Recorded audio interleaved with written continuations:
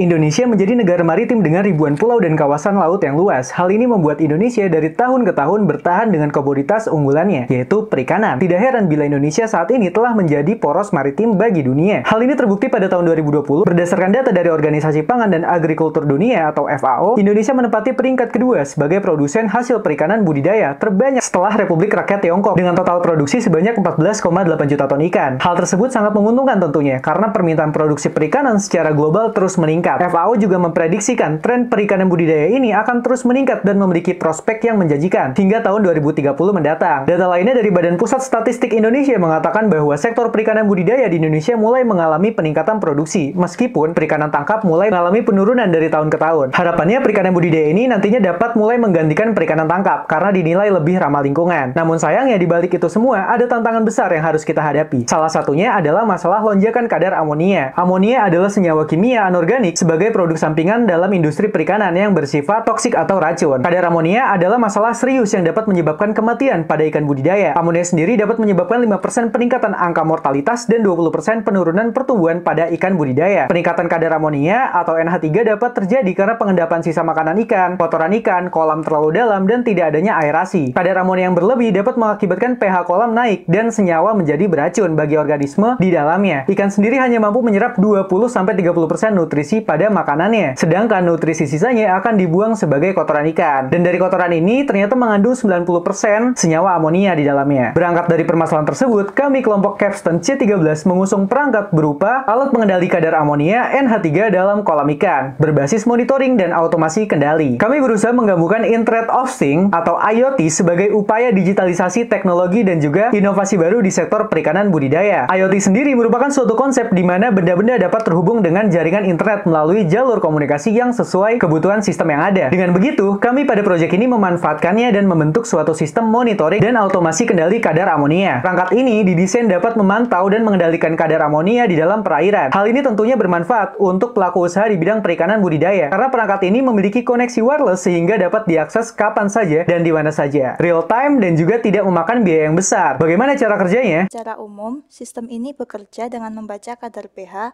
akibat lonjakan amonia di dalam kolam ikan. Naiknya kadar pH ini akan dibaca sistem, lalu akan diberi aksi berupa nyalanya pompa untuk mensuplai probiotik, supaya dapat mengendalikan kadar amonia dalam kolam ikan. Sistem ini menggunakan microcontroller Node MCU ESP8266 yang sudah terintegrasi dengan Wi-Fi, sehingga seluruh sistem dapat dijalankan dari jarak jauh tanpa harus menarik kabel ke dalam lapangan. Kemudian untuk melihat hasil monitoring dari ESP, data dari ESP8266 dipublish ke broker MQTT bernama Mosquito. Data tersebut lalu ditampilkan di monitoring dashboard melalui pembacaan data MQTT dengan Node-RED. Agar dapat diakses di semua perangkat yang memiliki akses internet, Mosquito dan Node-RED yang dipakai dideploy dalam virtual machine menggunakan teknologi dari penyedia layanan cloud yaitu Azure. Berdasarkan hal yang dijelaskan sebelumnya, fungsi pembaca nilai pH oleh sensor pH adalah ketika masukkan nilai pH melebihi 8,5, dan microcontroller akan mengaktifkan modul relay, dan modul relay nantinya akan mengaktifkan pompa untuk mensuplai probiotik Nitrobacter nitrosomonas ke kolam ikan. Probiotik ini dapat mempercepat penguraian NH3 sehingga kadarnya di kolam dapat terkendali, dan juga dengan adanya integrasi layanan cloud, memungkinkan website monitoring dashboard ini dapat dilakukan dari perangkat manapun menggunakan IP publik dan dapat diakses dari desktop maupun smartphone melalui aplikasi browser. Sangat mudah bukan? Jadi, sistem ini masih bisa dikembangkan dalam aspek utility dan scalability. Aspek utility dapat ditingkatkan dengan menambahkan fitur sistem untuk menyelesaikan permasalahan budidaya ikan lainnya. Sedangkan aspek scalability dapat ditingkatkan dengan memperbesar skala implementasinya dari prototipe sistem yang telah dirancang. Dari kelompok kami sekian, terima kasih.